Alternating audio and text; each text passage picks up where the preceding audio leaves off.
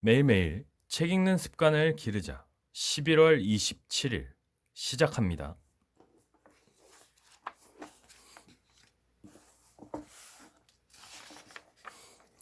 원칙 24.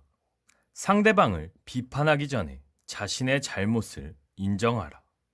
성숙한 리더는 다른 사람들이 범하는 실수를 자신도 저질러 왔다는 사실을 인정한다.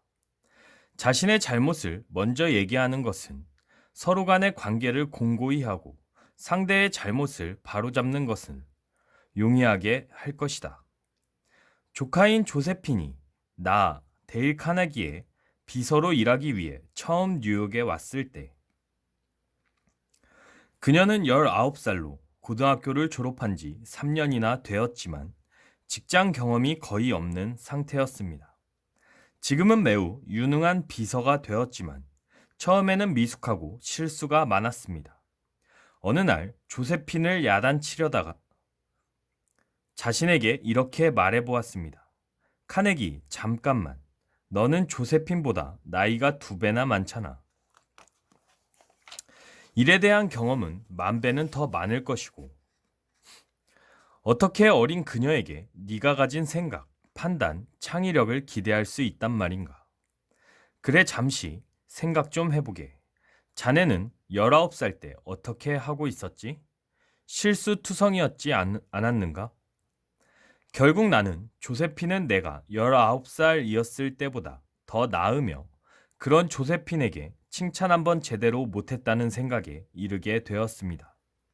그 이후로 조세핀의 실수를 지적해야 할 때면 이렇게 말했습니다.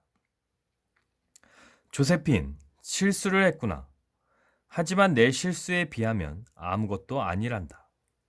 판단력은 경험 속에서 생겨나는 것인데 네 나이대에 나보다는 그래도 낫구나. 너를 나무랄 생각은 없단다. 그리고 이런 경우에는 이렇게 해보면 어떨까? 이처럼 실수를 지적하는 사람이 먼저 자신의 잘못을 인정하면서 이야기한다면 상대방은 그다지 불쾌하게 생각하지 않고 좀 더 쉽게 받아들일 수 있지 않을까요? 독일 제국 최후의 황제인 빌헬름 2세 때 수상을 지냈던 폰 뷔일로 공은 이 방법의 필요성을 절실히 느꼈습니다. 당시에 빌헬름 황제는 육해군을 증강하여 그 위세를 세계에 떨치고 있었습니다. 한 번은 황제가 영국을 방문하던 중에 도저히 믿을 수 없는 폭언을 하여 유럽은 물론 전 세계가 경악했습니다. 나는 영국에 호의를 가지고 있는 유일한 독일인이다. 영국이 러시아와 프랑스의 공격을 받지 않고 안심할 수 있는 것은 모두 내 덕분이다. 영국이 남아프리카의 보어 전쟁에서 승리한 것도 나의 전략 때문이었다. 라는 말을 했던 것입니다. 평화 시에 유럽의 왕이 이런 말을 한 사례가 없었기 때문에 빌헬름 황제는 당황하여 폰 뷸로에게 그 책임을 전가하려 했습니다. 황제는 폰 뷸로에게 당신이 황제에게 그렇게 말하라고 조언했다고 발표해 주시오 라고 요청한 것입니다. 폐하, 독일이나 영국 어느 누구도 제가 그런 발언을 황제께 조언했다고는 믿지 않을 것입니다. 그럼 내가 자네 같으면 절대로 하지 않는 실수나 저지르고 다니는 바보란 말인가? 황제는 벌컥 화를 냈습니다. 빌로는 비난하기에 앞서 먼저 칭찬했어야 하는데 하고 생각했으나 때는 이미 늦었습니다. 그래서 그 즉시 비난 뒤에 칭찬하는 방법을 사용했습니다. 폐하, 그럴 리가 있겠습니까? 제가 감히 어떻게 현명한 폐하를 따라갈 수 있겠습니까? 폐하께서는 군사 지식은 물론 자연 과학 분야에서도 뛰어난 분이십니다. 저는 폐하께서 기압계나 무선 전신, X선 등에 대해 설명하시는 것을 들을 때마다 감탄을 금치 못했습니다. 그런 제가 감히 어떻게 폐하께 조언할 수 있겠습니까? 황제의 얼굴에는 미소가 감돌았습니다. 빌로가 황제를 치켜 올리고 자신을 낮추었기 때문입니다. 늘 내가 하는 말이지만 우리가 서로 협력하면 잘할 수 있다네. 누구든 자네를 욕하는 자가 있다면 혼을 내주겠네. 진실한 겸손과 칭찬이 우리 생활에서 어떠한 결과를 얻어낼지 다시 한번 생각해 보십시오. 적절히 사용한다면 인간관계에 있어서 정말로 기적을 만들 것입니다. 자신의 실수를 인정하는 것은 비록 실수를 계속하고 있는 중이라 하더라도 다른 사람의 행동을 바꾸게 할 수 있습니다. 메릴랜드 티모니움에 살고 있는 클래런스 제르어세는 올해 15살 난 아들이 호기심으로 담배를 피운다는 사실을 알고는 이러한 방법을 사용했습니다. 물론 저는 아들이 담배 피우는 것을 원치 않았습니다. 하지만 저와 제 아내도 담배를 피우고 있었지요. 부모가 자식에게 나쁜 본보기를 보여주고 있었던 셈입니다.